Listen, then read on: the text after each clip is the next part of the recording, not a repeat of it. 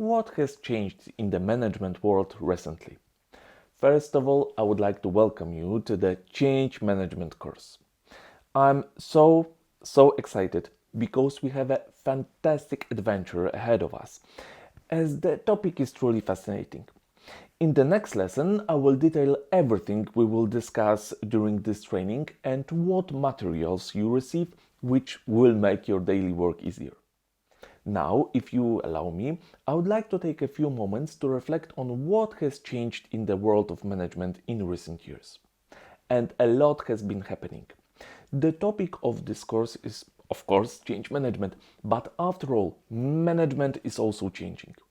You might be astonished if we pick up management textbooks from 20 or 30 years ago. The content of some of them is entirely out of step with today's reality. Let's review the roles of managers. In the past, they primarily gave orders and controlled their execution. They usually used simple rules regarding punishments and rewards, which constitute the entire incentive system. The manager's authority stemmed from the function they performed. Today, the situation is quite different.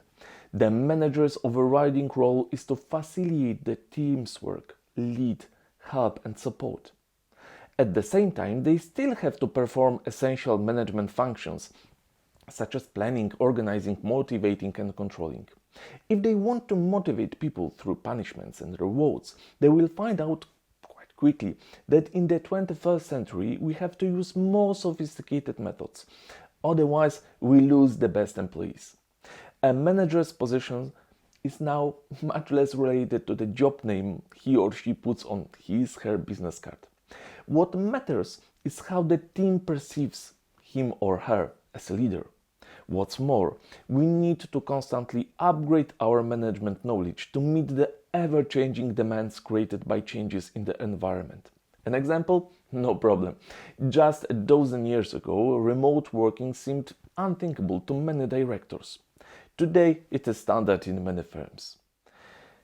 Companies themselves are also changing. Not so long ago, the measure of success was profit, while today, the company's value, which consists not only of a market valuation, but also of the ability to overcome competition, deal with difficult situations, or of the organization's ability to learn.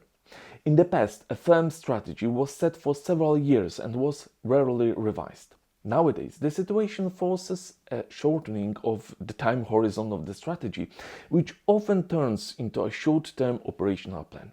Please note that the way decisions are made has also changed. It used to be that almost all decisions came from the top of the organizational structure. Today, the board usually gives power of decision-making to the lowest possible managerial levels.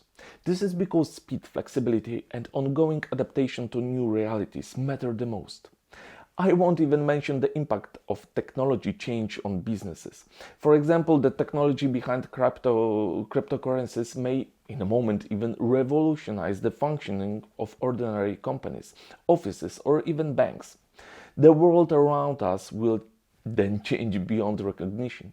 That is why it is becoming crucial to manage change as well as possible. Managers who can handle the changes become precious resources for companies, necessary for further development and sometimes for survival.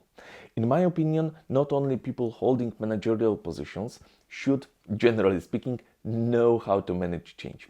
For years I've been promoting the idea that all employees should be trained in this subject.